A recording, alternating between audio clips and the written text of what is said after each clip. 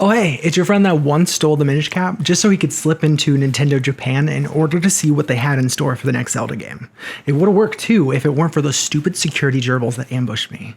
Turns out they were actually really great guys though. We still talk on WhatsApp sometimes. Anyway, I made it back in time for more tech tea. So without further ado, let's get into it. Here are 4 tech updates to get you through the rest of your week.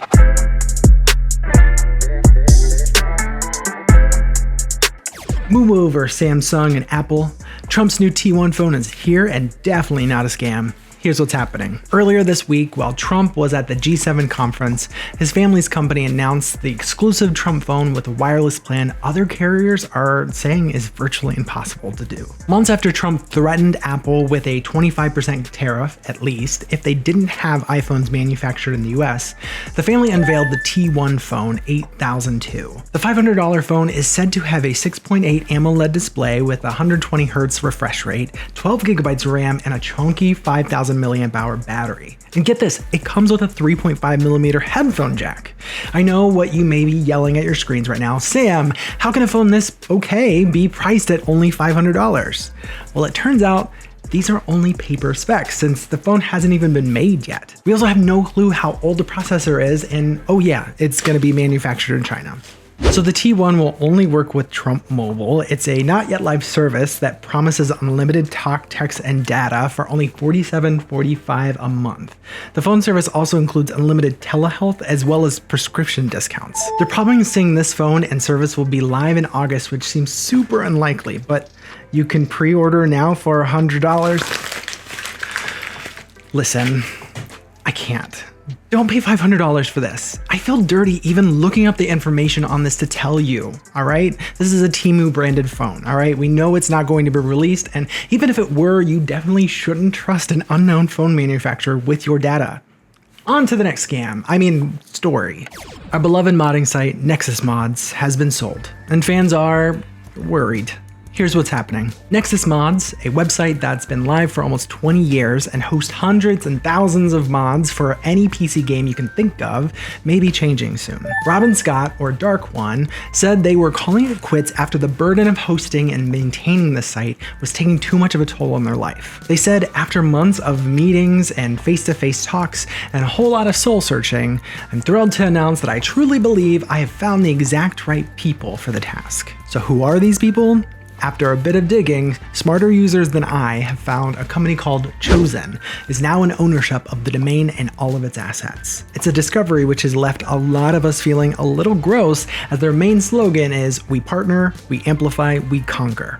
Ugh. Even though users were able to find a monetization cheat sheet which was created by the new owner of the company, the CEO has commented on Robin's goodbye update with a long FAQ which states they have no plans to monetize the mods and that lifetime premiums will still be honored. Here's hoping the new owner's Chosen, get it, will honor the legacy Robin started back in 2001.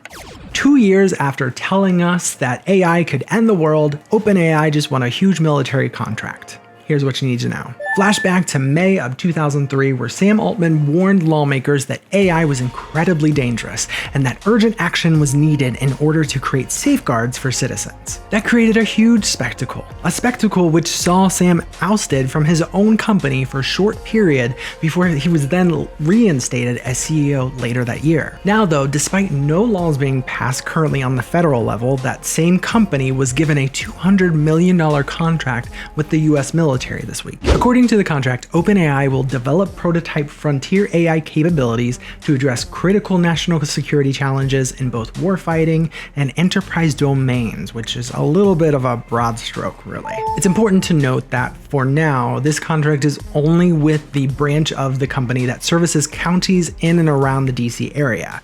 That being said though, the company is working hand in hand with the government to secure a $500 billion Stargate project, which could go toward building AI infrastructure throughout the US.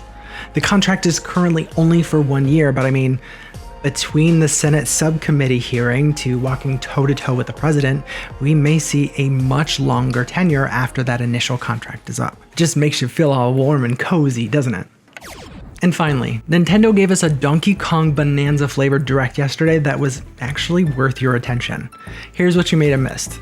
When Nintendo announced there would be a separate direct exclusively for the upcoming Donkey Kong Bananza game, I have to admit I was actually really skeptical.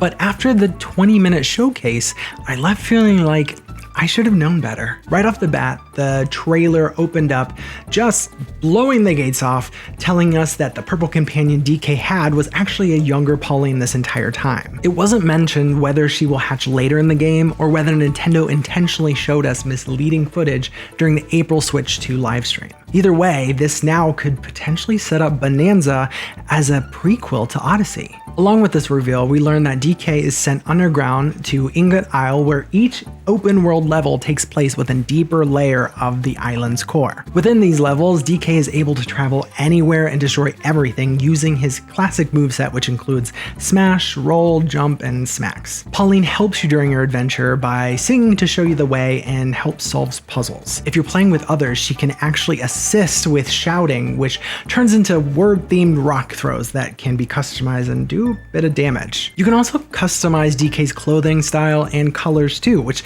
depending on what they are, will give you some extra abilities. There's also massive beasts called giant elders, which you help, and in return, they grant you ancient Bananza powers that let you turn into certain animals with special abilities. You can quickly swap between these powers whenever, so if you mix and match to land tricks or break barriers, it seems like Nintendo is letting you lean into that here. There are the usual collectibles and golden bananas to collect by doing special courses like with any Donkey Kong game, but there is also a skill tree you can complete to customize your game style. We don't get to play as Chunky or Lanky, unfortunately, but Diddy and Tiny do show up and have certain challenges with you.